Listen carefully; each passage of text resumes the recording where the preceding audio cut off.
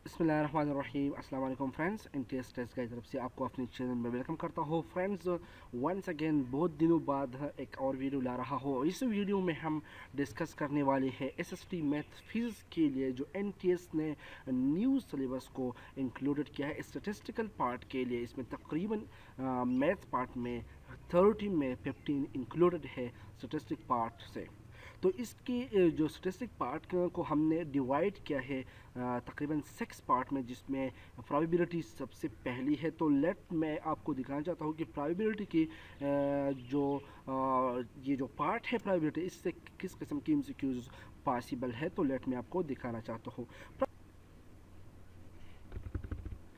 तो यहाँ पर जो क्वेश्चन नंबर फर्स्ट है, क्वेश्चन नंबर फर्स्ट इस तरह है कि एन अपवाइजन प्रोबेबिलिटी डिस्ट्रीब्यूशन। अब जो प्रोबेबिलिटी डिस्ट्रीब्यूशन है ये डिफरेंट टाइप के होते हैं। इसमें एक होता है पॉइजन प्रोबेबिलिटी डिस्ट्रीब्यूशन।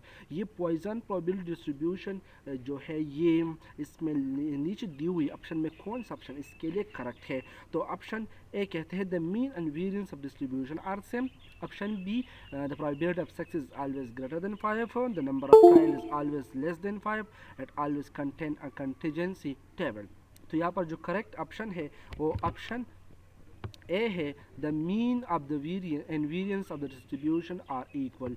ये पॉइजन प्रोबेबिलिटी डिस्ट्रीब्यूशन के लिए मीन और वेरिएंस इस डिस्ट्रीब्यूशन के लिए इक्वल होता है। अब पॉइजन प्रोबेबिलिटी डिस्ट्रीब्यूशन है एक और एमसीक्यू से रिलेटेड इस तरह हो सकता है कि ये जो डिस्ट्रीब्यूशन है ये डिस्क्रीट के लिए है, एक होता है कंटिन्यूस, जबकि ये डिस्क्रीट एंड फाइनाइट के लिए ये वैलिड है पॉइजन प्रोबेबिलिटी डिस्ट्रीब्यूशन।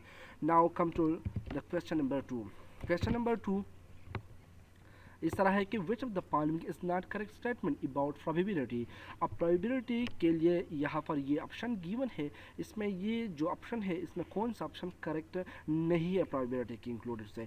ये कहते हैं option A at most have a value between 0 to 1। तो याद रखना प्रोबेबिलिटी की वैल्यू हमेशा 0 और 1 की दरमियान होते या 1 होते या 0 होते। तो जो मोस्ट अकरिंग इवेंट है इसको हम कहते हैं, इसके लिए वैल्यू 1 होते हैं। जो लाइटली अकरिंग इवेंट नहीं होता इसके लिए वैल्यू 0 होते हैं, और जबकि इसके बिटवीन बहुत से वैल्यू पॉसिबल है।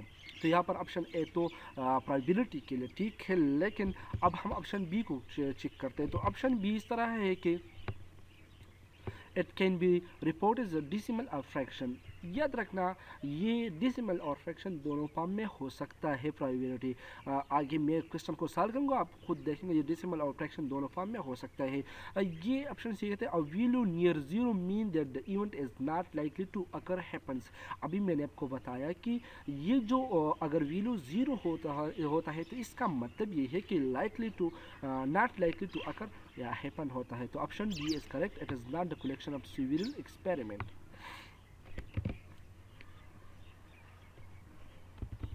Now question number 3। अब क्वेश्चन नंबर 3 इस तरह है कि the special rule of multiplication of probability. Probability हम जब हम इसको कैलकुलेट करना चाहते हैं तो इसके लिए सम रूल्स है।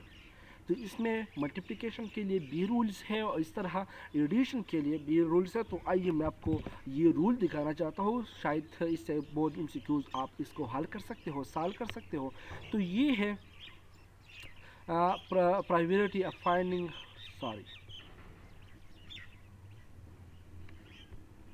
तो ये है रूल्स फॉर कंप्यूटिंग प्रोबेबिलिटी। ये एडिशन के लिए है। ये अगर आप एडिशन करते हैं तो एडिशन के लिए जो रूल्स है वो ये है। Special rule of addition, if two event A and B are mutually exclusive. अगर 2 इवेंट है और ये दोनों एक्सक्लूसिव है, एक्सक्लूसिव का मतलब यही है अगर एक इवेंट अकर होता है तो दूसरा अकर नहीं होता, तो इसको हम कहते हैं म्यूचुअली एक्सक्लूसिव इवेंट। अब इवेंट जो है ये सिंपल स्पेस का क्या होता है, एक सबसेट होता है। और सिंपल स्पेस क्या होता है, ये ऑल आउटकम्स होते हैं एक एक एक्सपेरिमेंट के ऑल आउटकम को हम क्या कहते हैं, सैंपल कहते हैं। जबकि अगर हम इसकी जो एक सबसेट लेते हैं तो इसको हम कहते हैं इसको हम क्या कह सकते हैं, इसको हम कहते हैं सैंपल स्पेस, सॉरी इसको हम इवेंट कहते हैं। तो यहाँ पर जो एडिशन के रूल से अगर ये प्रोबेबिलिटी डिस्ट्रीब्यूशन इस तरह है कि ये इंडिपेंडेंट है तो तब हम इसको यूज़ करते हैं P of A or B. अगर ए अगर होता या बी अगर होता तो इसका सिंपल है P of A plus P of B. लेकिन अगर ये इसको हम कहते हैं इंडिपेंडेंट इवेंट, यहाँ पर अगर ये इस तरह इवेंट है कि ये दोनों इस तरह है कि ये अब इंडिपेंडेंट नहीं है, जनरल रूल्स ऑफ एडिशन है, तो यहाँ पर हम एक्सक्लूसिव इस तरह अप्लाई कर सकते हैं पी ऑफ ए और B is equal to P of A plus P of B minus P of A and B. P of A and B का मतलब क्या होता है, P of A intersection B होता है। आपने ये जो कॉमन पार्ट है इन दोनों के दरमियान इसको इसकी प्रोबेबिलिटी को सब्ट्रैक्ट करना है, क्योंकि ये इस सेट में बी अकर होता है, इस सेट में बी अकर होता है, तो आपने यहाँ पर इसको इंक्लूडेड किया है, तो ए और बी दोनों इंक्लूडेड है, तो आपने एक का इसको सेपरेट करना है, तो इसीलिए आपका जो रिजल्ट होगा वो इसी फॉर्म में होगा। तो ये जो है रूल्स है एडिशन के लिए। नाउ ये है रूल्स ऑफ मल्टीप्लिकेशन। अब अगर ये जो इवेंट्स है ये इंडिपेंडेंट है तो हम इसको simply P of A and B is equal to P of A multiplied by P of B, अब दोनों के प्रोबेबिलिटी को जस्ट मल्टीप्लाइड कर दो। अगर ये डिपेंडेंट है तो आपने सिंपल यहाँ पर इस P of A and P of B Y A, आपने सिंपल यहाँ पर ये रूल्स अप्लाई करना होगा। तो नाउ लेट्स क्वेश्चन की तरफ चलते हैं, और ये जो क्वेश्चन है अब इस फॉर्म में है कि जो स्पेशल रूल्स ऑफ मल्टीप्लिकेशन है with the event must be, इसके लिए जो स्पेशल रूल है अपने में बताइए, इसको हम स्पेशल रूल भी कहते हैं, ये तभी अप्लाइड होगा जब ये इंडिपेंडेंट होगा, इसको स्पेशल रूल भी कहते हैं। Question number 4।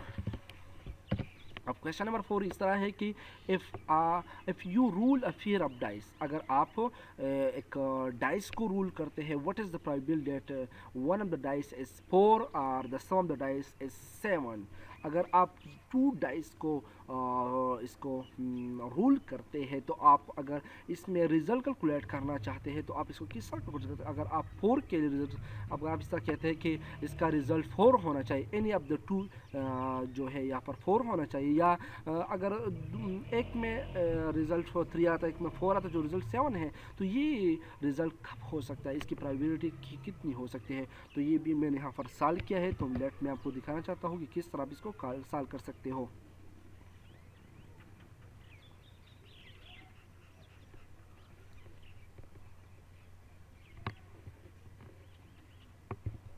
तो ये है question, there are 2 event A and B, यहाँ पर 2 इवेंट है, एक ए है दूसरा बी है। तो ये इसके लिए आप सिंपल इस तरह कैलकुलेशन भी कर सकते हो, या जो है ये डिफरेंट सिंपल स्पेस यहाँ पर सिंपल स्पेस आप कैलकुलेट कर सकते हो। आप सिंपल स्पेस यहाँ पर किस तरह कैलकुलेट कर सकते हो, तो सिंपल स्पेस के लिए जो सिंपल फार्मूला है आपने सिंपल इस तरह करना हो कि ये जो बेस आप लेने वाला है, यहाँ पर जो नंबर ऑफ पॉसिबिलिटी है वो 6 है, जिस तरह 1 आकर हो सकता है, 2 हो सकता है, 3 हो सकता है, अप टू 6 हो, तो आपने 6 की पावर 2 लेना है, क्योंकि यहाँ पर 2 डाइस है, तो 6 पावर 2 36 होगा। यहाँ पर 2 सिंपल स्पेस होगा और 36 पर इंक्लूडेड होगा, यहाँ पर मुश्तमिल होगा। तो यहाँ पर ए जो है ये वही इवेंट है जिसमें 4 any one of the dice is 4, तो यहाँ पर 4 इसमें आकर हो सकता है, यहाँ पर 1 और 4 हो सकता है, 2 और 4, ये मैंने डिफरेंट रिजल्ट दिया है। तो यहाँ पर ये जो सिंपल स्पेस ए के लिए बनता है ये है 11। तो सिंपल स्पेस आप ए इज इक्वल टू 11। इस तरह बी जो इवेंट है वो बी इवेंट इस तरह है कि आपका जो रिजल्ट होगा वो सम होगा 7, इन दोनों का सम होगा 7 के बराबर। तो ये है 1 और 6 इज इक्वल टू 7, 2 और 5 इज इक्वल टू 7, 3 और 4 इज इक्वल टू 7। ये जो रिजल्ट है ये सारे इसकी जो सम है ये 7 के बराबर है। तो इसके जो 1 2 3 4 5 6 ये जो सिंपल स्पेस बना रही है ये है 6। ये जो इवेंट है ये सिंपल स्पेस का क्या है सॉरी ये इसका सबसेट है, ये इवेंट 6 इसकी सिंपल स्पेस सिंपल पॉइंट है। तो आपने अब यहाँ पर इसको कैलकुलेट करना है, इसके लिए फार्मूला जो यूज़ होता है और इस तरह है कि P of A union B, दोनों का रिजल्ट एक हो सकता है या दूसरा हो सकता है, तो इसके लिए हम यूनियन यूज़ करते हैं। सिंपल है P of A plus P of B minus P of A intersection B. अभी मैंने आपको एडिशन का रूल बताया कि एडिशन के लिए आपने जिसको जो सेंटर पॉइंट जो कॉमन पॉइंट है या जो इसमें कॉमन पॉइंट आ सकते हैं इसको आपने एक्सक्लूड करना है। तो यहाँ पर पी ऑफ प्रोबेबिलिटी आप ए किसके बराबर है, तो इसके जो सिंपल पॉइंट है वो 11 है और जो टोटल सिंपल पॉइंट है वो 36 है। तो 11/36 ये प्रोबेबिलिटी आप ए के बराबर है। इस तरह पी ऑफ बी के लिए जो इवेंट बी है इसके लिए सिंपल पॉइंट 6 है, टोटल सिंपल पॉइंट 36 है। तो आपका रिजल्ट यही होगा -2/36, क्योंकि इन दोनों में जो कॉमन पॉइंट है वो कौन सा है, यहाँ पर आप खुद देख सकते हो कि 3 4 यहाँ पर बी है, 3 4 यहाँ बी है। आप यहाँ पर ये इमेजिन कर सकते हो या इसको सॉल्व भी कर सकते हो। ये 3 4 है, ये भी 3 4 है, एक ये कॉमन है। इस तरह एक कॉमन है 4 3 4 3, ये 4 3 है और ये भी 4 3 है, तो ये दोनों कॉमन है। तो इसके लिए जो पॉइंट्स बनते हैं ये 2 है, तो 2/36। आप इसको सिंपल इसका एलसीएम ले लो, 11 + 6 - 2 15/36। तो आपका जो रिजल्ट बन गया वो है ऑप्शन डी, यहाँ पर करेक्ट है 15/36। Very simple.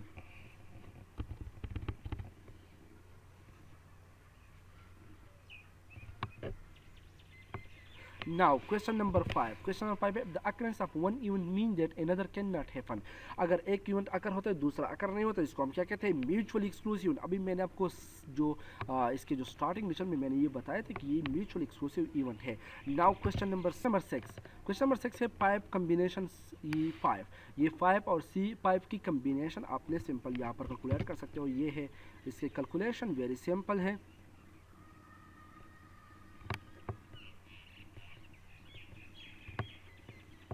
ये है वो कम्बिनेशन 5 C5, ये 5 factorial divide by 5 minus 5 whole factorial into 5 pictorial.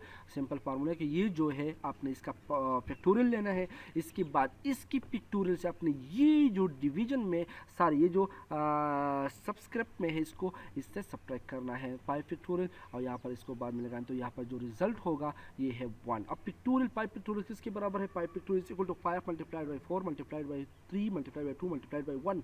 आप चूँकि फिजिक्स पढ़ रहे हैं, चूँकि आपने BS फिजिक्स किया होगा या कोई भी सब्जेक्ट हो, लेकिन ये तो ऐसी है, इतना इसमें मुश्किल नहीं है। तो लेट ये इसका जो रिजल्ट है ये इक्वल टू होगा 1 के बराबर।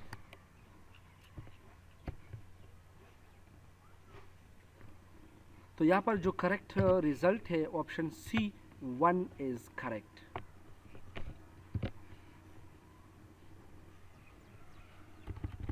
Now question number 7। अब क्वेश्चन नंबर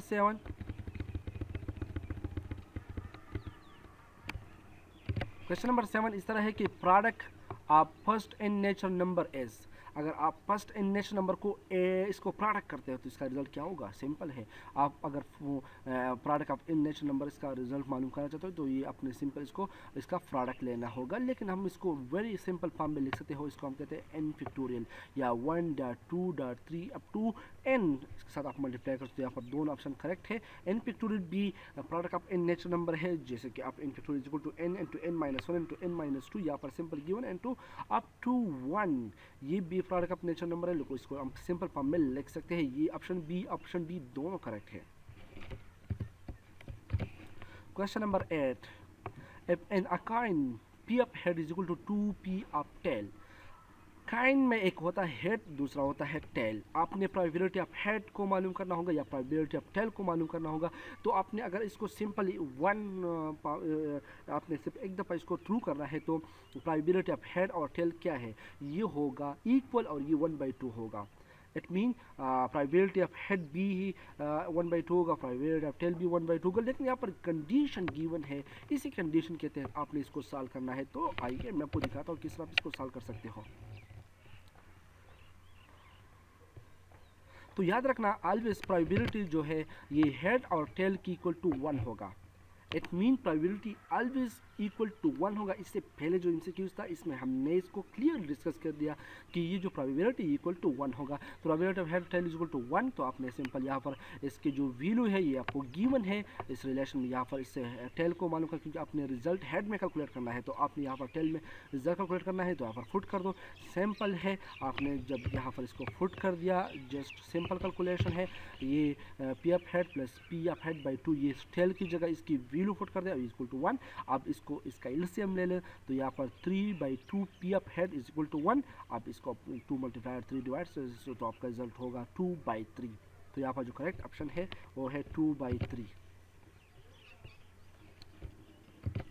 तो यहाँ पर option B is correct. Now question number 9। Question number 9 इस तरह है कि अगर P of A and B is equal to 1/4 and P of A intersection B is 1/5, then P of B is what? ये भी वेरी सिंपल है, आप इसको सिंपल कैलकुलेट कर सकते हो।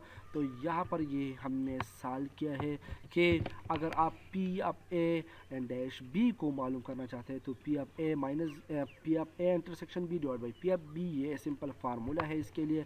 अब यहाँ पर P of B हम कैलकुलेट करना चाहते हैं तो P of B is equal to ये होगा इस फॉर्म में, और ये जो गिवन वैल्यू है ये क्वेश्चन में गिवन है, आप सिंपल इसको यहाँ पर पुट कर दो। इसके बाद आपने क्या करना है कि ये जो 1/5 होगा, ये जो डिवीज़न है इसमें मैंने इसको डिवीजन इस फॉर्म में लिखा 1/4, आप ये डिवीजन मल्टीप्लिकेशन में कन्वर्ट कर दो तो ये 4/1 बन जाएगा, तो आपका जो रिजल्ट होगा 4/5। तो यहाँ पर जो करेक्ट ऑप्शन है ये है ऑप्शन ए इज़ करेक्ट।